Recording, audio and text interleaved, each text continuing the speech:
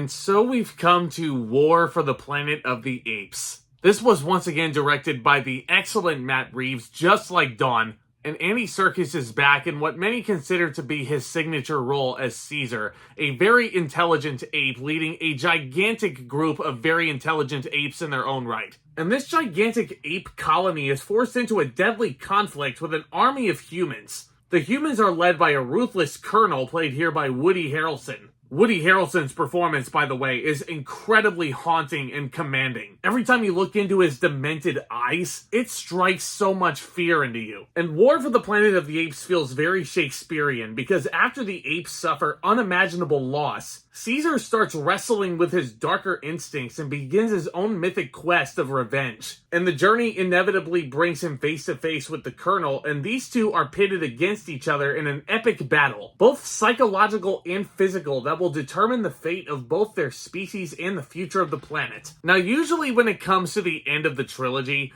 it can be a bit of a mixed bag here and there. There's times where an end of a trilogy won't hold up to the greatness that was the rest of the saga. And then there's instances like Return of the King, where it feels like a warranted finale. There's instances like The Bourne Ultimatum, where everything just explodes. And I think I can put War for the Planet of the Apes into that discussion. Like I mentioned, the motion capture work being phenomenal in Dawn, they only up the ante in War. And Andy Serkis' whole performance here and his quest for revenge, his own psychological battles from within, it's just so freaking compelling to watch, man. Again, how this guy never got his due for Best Actor at the Academy Awards is staggering to me. And you can't really say this about most trilogies nowadays, but when you watch all three of these movies back to back and you see Caesar's whole arc in Rise, where he's basically up and coming and he's under the learning tree of James Franco, Dawn of the Planet of the Apes, he becomes more of a grounded leader. Here, it's almost like you're watching a Shakespearean tragedy, because the bloodshed in this movie is gigantic, and you absolutely feel it within the first half or so. And then the inevitable final battle, which is handled so freaking well. Matt Reeves really knows how to helm an action movie. But I think the thing that I love the most about War for the Planet of the Apes isn't just the motion capture, it isn't just the amazing storytelling or the performances, but it's such an unconventional and unpredictable structure. Because you look at War for the Planet of the Apes just on the surface level, you judge a book by its cover and you just assume that it's just one big gigantic action sequence. You get the action sequence, but you don't get it in the way that you would predict. And if I'm being vague about this right now, I know there's a lot of people that haven't watched these Planet of the Apes movies, so I'm not going to spoil anything just in case. Well, once you get that action, man, it doesn't disappoint. And it's almost disturbing, some of the imagery that you see here. It's disturbing to see what humans have come to in their desperation to save their planet. There's a lot of imagery here that reminds me of freaking Schindler's List. The vastness of this army and putting apes in the concentration camps, if you will. It's very Holocaust-like. It's very disgusting. And it makes you feel uneasy. But I think that's the whole idea of this movie. Dawn was awesome. It gave you so much to think about. It was so deep in character and in thought. War for the Planet of the Apes digs even deeper. And even though, again, the action sequences are great, it's all about the psychological war. Who wants this planet more? And better yet, the movie's examining why these two species want this planet. A big issue that I had with the previous two Apes movies in these trilogies, the human characters haven't nearly been as interesting as the apes. The majority of this 2-hour and 20-minute runtime is centered on Caesar and the apes surrounding him. I didn't mention him before, but I love the character of Maurice, the orangutan, who's so freaking laid back and Caesar's right-hand man, basically. If he's not his right-hand man, he's very loyal to Caesar and his cause. I love Maurice as a character. And yeah, let's address Steve Zahn in this movie. When I saw him in this trailer when this came out back in 2017, I was very terrified of this. Not in the sense where I was going to see this thing in my nightmares, but in a movie that is so bleak and so sad looking in nature, you have a comic relief in here, and this could have very easily turned into one of the earlier Star Wars prequels where Jar Jar Binks just ruined it. And thankfully, Steve Zahn brings a lot of heart to this. I think he nailed every aspect of the role. His motion capture work is great in his own right. It's a very underrated performance. I don't think he gets enough respect for it. And this whole trilogy, man, from start to finish, from Rise, when you watch it all the way up through Dawn,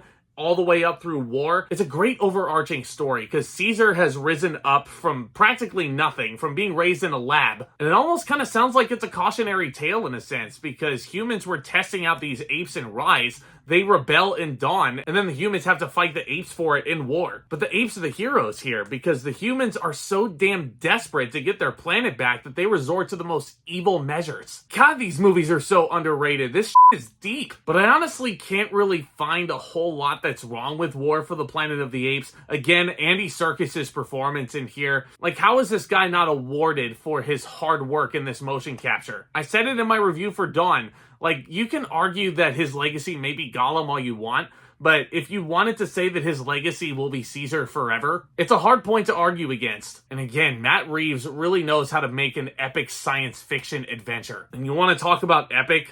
Talk about Michael Giacchino and his music here. Perfect. Absolutely perfect. And it's one of his more subtle scores in his repertoire. Because yes, you do get a lot of these quiet moments where the apes are signing to each other. And you have to be very careful where you put music in there to really accentuate a certain scene. And I don't think there's one piece of music that feels out of place here. And there's not one scene in War for the Planet of the Apes that feels out of place. There were a couple of spots where maybe the dialogue could have been less on the nose. And yeah, overall, that is an improvement from Dawn of the Planet of the Apes because it is so exposition heavy. You don't really feel any sort of exposition until the inevitable stare down between Caesar and the Colonel. But even then, that exposition is some of the best exposition because it feels natural. And it feels like these two beings are reminding each other why they despise the other. Like, this is just, guys, like, it's been over 5 years at this point. I think it's safe to call War for the Planet of the Apes a masterpiece. I'm going to agree with that sentiment. Matt Reeves has put out a few of those in this genre alone. Like, my word. This is a great director. I can't wait to see what else he does next. I can't wait to see what else he brings to the Batman universe. Because this trilogy, man, like, it's... I loved going back and revisiting this. And I loved seeing War for the Planet of the Apes again. It's been a long time since I watched it. And I'm so glad I did because it really rekindled my love, not just for this movie, but for the franchise and the IP as a whole. I'm going to give War for the Planet of the Apes an A+. But of course, these are all just one bloke's opinions. Let me know what you guys think. Let me know what your favorite Planet of the Apes movie is down in the comments. Do you prefer this new trilogy? Do you prefer the original set? I'm not even going to bother asking if you prefer the Tim Burton movie because that was just a bunch of bullshit. But I love getting in front of this camera and discussing all the new things in the cinematic world. We are done talking about this Planet of the Apes trilogy, and I cannot wait to talk about the start of a new Apes trilogy with Kingdom coming out on May 10th. I may or may not be securing an early screening for that, so stay tuned. And stay tuned for all my other content talking about all new things in the cinematic world. I've got a bunch of great retro playlists in the pipeline, so do hit that subscribe button and that thumbs up as well if you want to see more. And if you want to join a great community of geeks, film lovers, and entertainment lovers alike, then this is the channel for you. Guys, thank you so much again for all your continued support. Y'all are the best. And with all that being said, Back Talk, commence.